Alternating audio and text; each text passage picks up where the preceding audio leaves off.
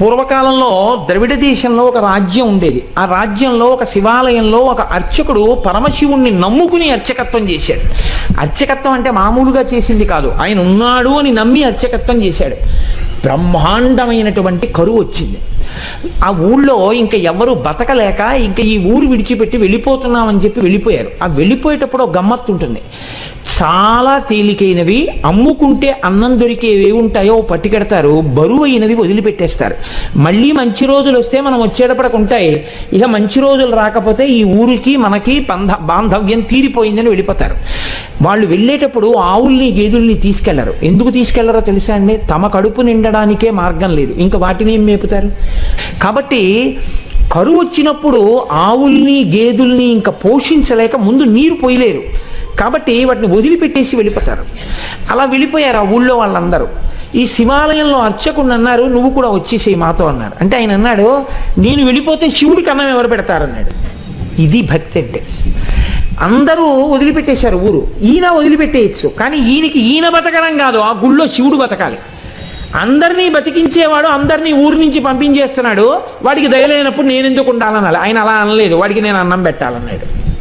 ఇదే భక్తి అండి అని ఉండిపోయాడు. అందరూ వెళ్ళిపోయారు. ఈయన ఊరు మొత్తం మీద ఒక్కడే ఉండడం అంటే మీరు ఆలోచించండి ఎలా ఉంటుందో. ఇప్పుడు పక్కింటికి వెళ్ళి అడుగుదామంటే కూడా ఎవరు లేడు, మాట్లాడడానికి కూడా ఎవరు ఉండడం. ఎవరున్నారు? శివుడే ఉన్నాడు అంతే, నమ్ముకున్నవాడు. ఆయనకే చెప్తున్నాడు, అందరూ వెళ్ళిపోయారయ్యా, నేను ఒక్కడనే ఉన్నాను, నీకోసమే ఉన్నాను. నేను వెళ్ళిపోతే నీకు ఇంత ముద్దెట్టేవాడు లేడు, ఇంత ముద్దెడదామని ఉన్నాను. నాకు దొరికితే నీకు సగం పెడతాను, నాకు దొరకడం మానేసింది అనుకో, ఇద్దరం పస్తుందాం అని చెప్పాడు. శివుడి మనసు కదిలిపోయింది ఈ భక్తికి. ఇదండి భక్తి అంటే. నేను అందుకే తరచూ ఒక మాట చెప్తా, భక్తి అంటే మనసు విప్పి భగవంతునితో మాట్లాడుట. ఓ స్తోత్రాలు చదివేయడమును ఇలా ఇలా ఇలా ఇలా ఇలా యాక్షన్ 500 భక్తి అనరు. మనసు విప్పి భగవంతుడితో ఉన్నదున్నట్టు నిలబడి నిజాయితీగా ఉండుట, దానికి భక్తి అని పేరు. నిరంతరానుసంధానము ఈశ్వరుడితో. అది తైలధార పాత్రలోంచి పాత్రలోకి పడ్డట్టు పడుతూనే ఉండాలి. కాబట్టి చూడండి, ఇప్పుడు కదిలింది ఈశ్వరుడి గుండె. ఆయన అన్నాడు, ఒరే నువ్వు అక్కడివి నా కోసం ఉండిపోయావు, పొన్లో పంచి నీకు చాలా డబ్బు వచ్చే మార్గం ఒకటి చెప్తాను. నేను ఒక శ్లోకం ఒకటి రాసిస్తాను. ఈ రాజ్యానికి ఉన్నటువంటి ప్రభువు చాలా సాహిత్యమునందు మక్కువ కలిగినటువంటి వాడు. కాబట్టి ఆయన నువ్వు పట్టుకెళ్ళి ఈ శ్లోకం చెప్తే చాలా సంతోషించి నీకు కానుకలు ఇస్తాడు. నువ్వు ఆ కానుకలు తెచ్చుకుని దానితో నువ్వు బతుకు, నాకు నైవేద్యం పెట్టు అన్నాడు. అంటే అలాగే అంగీకరించి ఆ గుడిలో ఉండేటటువంటి అర్చకుడు ప్రభువు దగ్గరికి వెళ్ళాడు. వెళ్ళి పరమశివుడు రాసిచ్చినటువంటి పత్రాన్ని తీసి ఆ పద్యాన్ని చదివాడు. సింధుర రాజగమనార్థమిల్ల బంధంబు సహజ సుగంధంబు. అందులో ఉంది, పార్వతీదేవి యొక్క కేశపాశము సహజమైనటువంటి సువాసనతో కూడి ఉంటుంది. సింధుర రాజగమనాథమ్మిల్ల బంధంబు సహజ సుగంధము. సింధుర రాజగమన అంటే ఏనుగు ఎలా నడుస్తుందో అటువంటి ఏనుగు యొక్క నడక వంటి అందమైన నడక కలిగినటువంటి పార్వతీదేవి యొక్క కేశపాశము సహజమైన సుగంధము కలిగినది. ఆ రాజు యొక్క ఆస్థానంలో ఆస్థానకవి ఒక ఆయన ఉండేవాడు, నత్కీరుడు అని ఆయన పేరు. ఆ నత్కీరుడు అక్కడ కూర్చుని ఉండగా ఈయన వెళ్ళి ఆ పద్యం చదివాడు. చదివితే ప్రభువు సంతోషించబోయాడు. నత్కీరుడు లేచి అన్నాడు, తప్పిది చెప్పరాదు కవితా సమయంబున నొప్పు కాదు, నీవిప్పగిదిన్ రచయింపవచ్చునే అన విప్రుడు తెల్లబోయి, నాక పరమేశ్వరుండు ఈ వసుధాదిపుపై రచయించి ఇచ్చెగాని ఏ ఒప్పును తప్పునేనరుగా ఉత్తములారయటంచు క్రమరన్. కాళహస్తీశ్వర మహాత్యంలో ధూర్జటి ప్రణీతం ఇది.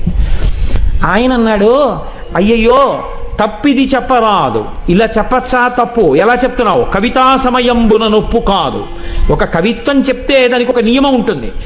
ఏది సహజంగా ఉంటుందో అది చెప్పాలి. అసహజమైన విషయం రాడు. వెంట్రుకలకి సువాసన ఉండడం ఏంట్రా? ఎలా రాసుకొచ్చావు? కవితా సమయంబున నొప్పు కాదు, నీవప్పగిదిన్ రచయింపవచ్చునే, నువ్వు ఇలా రచనలు చెయ్యొచ్చా అని అడిగాడు నత్కీరుడు లేచి. పాపం ఆయన శివాలయంలో అర్చకుడు, పాపం కవిత్వం రాదు. నత్కీరుడంతటి వాడు లేచి గద్దించేటప్పటికీ హడిలిపోయాడు. హడిలిపోయి నమస్కారం చేసి కాళ్ళ మీద పడిపోయి అన్నాడు, ఆ పరమేశ్వరుండు ఈ వసుధాదిపుపై రచించి ఇచ్చే కానీ ఏ ఒప్పును తప్పు నేనురుగా ఓ ఉత్తములారయటంచు క్రమరన్. ఓ ఉత్తములారా, నేనేమీ రచించలేదు, నాకు తెలియదు. అన్నం లేదని ఏడుస్తుంటే ఉంటే నీకు పెడతా, లేకపోతే లేదయ్యా శివయ్య అన్నాను. అంటే నాకు రాసి ఇచ్చాడు. నేను ఈ రాజు మీద రాశానయ్యా వెళ్ళన్నాడు. డబ్బు ఇస్తాడన్నాడు. వచ్చాను, చదివాను, నేను రాయలేదు. ఈ తప్పు నాకు తెలియదు, నన్ను మన్నించండి, క్షమించండి, నేను వెళ్ళిపోతున్నాను అన్నాడు. పో అన్నాడు. తిరిగి వచ్చేసాడు. ఎక్కడికి వచ్చాడు? వెళ్ళిపోలేదు. అందరూ వదిలిపెట్టేస్తే నమ్ముకుని గుళ్ళో ఉన్నాను, నాకు దొరికితే నీకు పెడతానన్నాను. ఫోన్లే, మర్యాద చేయకపోతే పీడాపోయేది, అవమానం చేయించాడు ఇలాంటి పద్యం రాసిచ్చి అని. ఇక గుడికి వెళ్ళడం మానలేదు, మళ్ళీ ఊరెళ్ళాడు. వెళ్ళి చాలా మనసులో కోపం. అమ్మ దెబ్బలాడుతూ సున్నిపిండితోటి నలుగు పెట్టేటప్పుడు ఉండేటటువంటి ప్రక్రియ మీరు ఎప్పుడైనా చూస్తే చాలా గమ్మత్తుగా ఉంటుంది. పిల్లాడు బిక్క మొహం వేసి ఎక్కడ గిల్లేస్తుందో భయం. వాడు ఇలా చేతులు ఇచ్చి ఇలా ఉంటాడు, అమ్మ వంక చూస్తూ. ఆవిడ మొన్న ఫస్ట్ యూనిట్ టెస్ట్లో 7 మార్కులు, రెండో యూనిట్ టెస్ట్లో 8 మార్కులు. అందులో గట్టిగా ఒత్తచ్చు కదా, ఒత్తేస్తూ చెయ్యి పట్టుకుని పైన కింద ఒత్తేస్తూ నిలబడవు అని, మీ నాన్నకి పట్టదు ఎప్పుడు ఉపన్యాసాలు అని ఇలా అంటుంటే తొడల దగ్గరికి వచ్చేటప్పటికి ఏ పిక్క తిప్పేస్తుందో అని వాడు అలాగే బిక్క చచ్చిపోయి ఉంటాడు. అలా ఈయన చేతిలో పాత్ర పట్టుకుని నమస్సోమాయిచ రుద్రాయిచ నమస్తామ్రాయిచ అరుణాయిచ నమశంగాయిచ పశుపతయేచ, గొప్ప పద్యం రాశావు అని పోస్తుంటే శివుడు బిక్క చచ్చిపోయి అలా ఉండి అభిషేకం చేయించుకుని, నువ్వు పెట్టకపోయినా నేను పెట్టాలిగా, ఇంకా తిను. ఓం ప్రాణాయి స్వాహ, ఓం అపానాయి స్వాహ, ఓం యానాయి స్వాహ అంటుంటే ఆయన లేచి అన్నాడు, ఎందుకయ్యా అంత కోపం, ఏమైంది అక్కడ అన్నాడు. ఏమి తెలియని వాళ్ళే అడక్కు, సర్వజ్ఞుడివి, నీకు తెలియంది ఏం లేదు, ఎంత గొప్ప పద్యం రాశావు. మీ ఆవిడ వెంట్రుకలకి సహజ సువాసన. నత్తీరుడు నిలదీశాడు. ఏమిటి కవిత్వం అని అడిగాడు. కవితా సమయంబున నొప్పు కాదు, నువ్విప్పగిజిన్ రచయింపవచ్చునే అని అడిగాడు. సిగ్గుచేటై తిరిగి వచ్చానన్నాడు. అనేటప్పటికీ శివుడు అన్నాడు, వాడేవాడు ఈశాన సర్వ విద్యానాం ఈశ్వర సర్వభూతానాం బ్రహ్మాధిపతిర్బ్రహ్మ శివోమే అస్తు సదాశివోం. సమస్త విద్యలకు అధినాథుణ్ణి నేను ఇంతపాటి లేశమైన కవిత్వం ఇస్తే పలుకుతున్నాడు నత్తీరుడు. నేను రాసినటువంటి కవిత్వంలో తప్పు పట్టగలిగిన మొనగాడా నేనే పెడతానన్నాడు. ఒక బ్రాహ్మణుడి వేషం వేసుకున్నాడు, తలపాగా చుట్టుకున్నాడు, రాజుగారి సభలోకి వెళ్ళాడు. వెళ్ళేటప్పటికి అందరూ అబ్బో చాలా వర్చస్సుతో ఉన్నాడు, లేచి నిలబడ్డాడు. నిలబడేటప్పటికి ఇంకా ఎవరిని ఏమీ అడగలేదు, చాలా కోపంతో ఉన్నాడు. ఈ రాజుని మీదనే కవిత సాహిత్య స్ఫురన్మాధురి చారు ప్రౌఢిమ చెప్పి పంప విని మాత్సర్యంబు పాటించి ఈ నత్తీరుండూరక తప్పు పట్టెనట.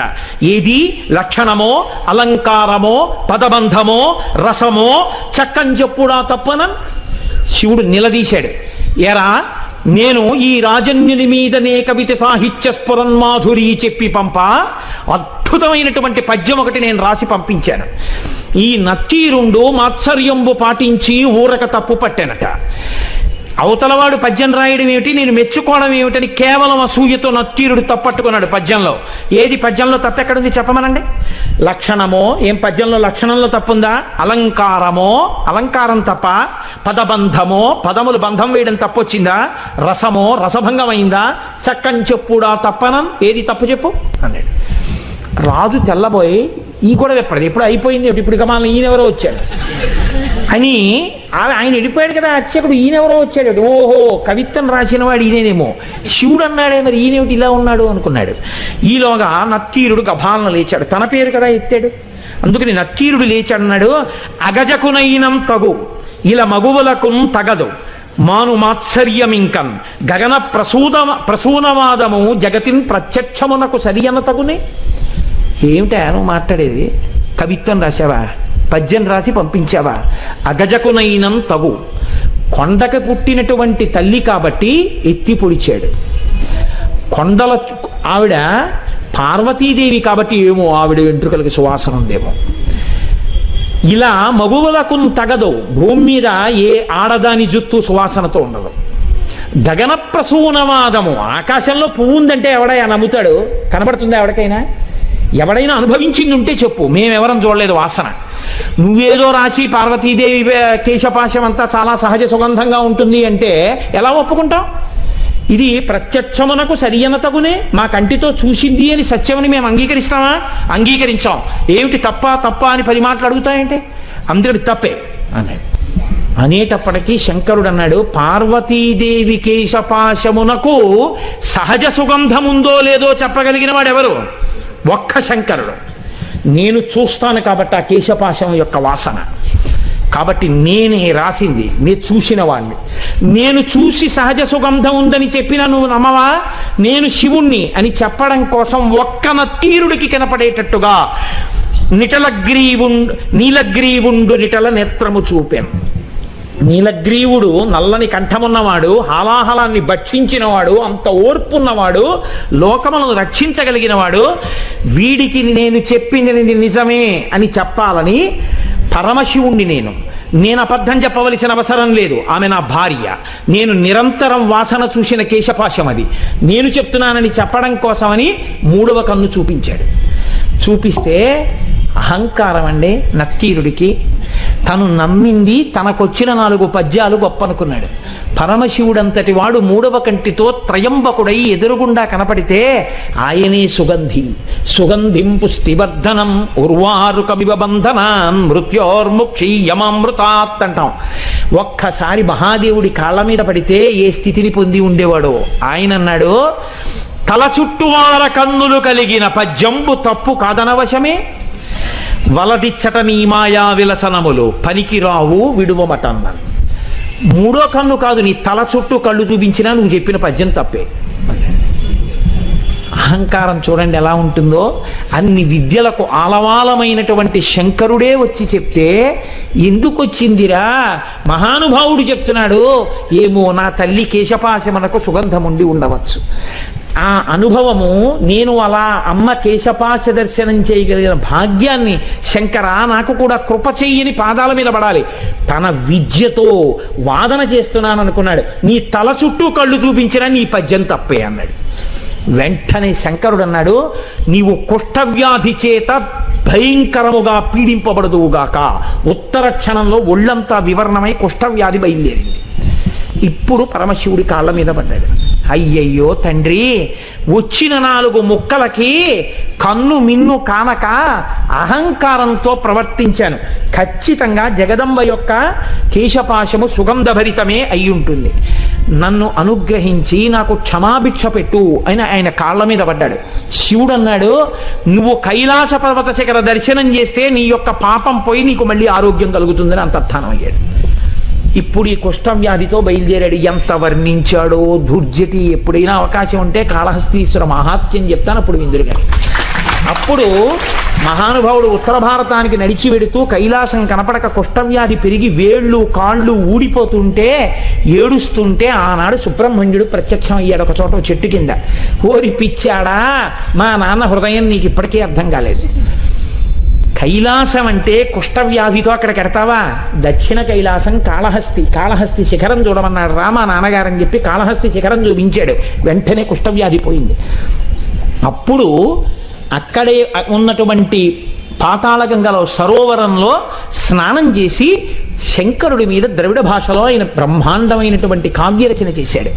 కాబట్టి అమ్మవారి యొక్క కేశపాశమునకు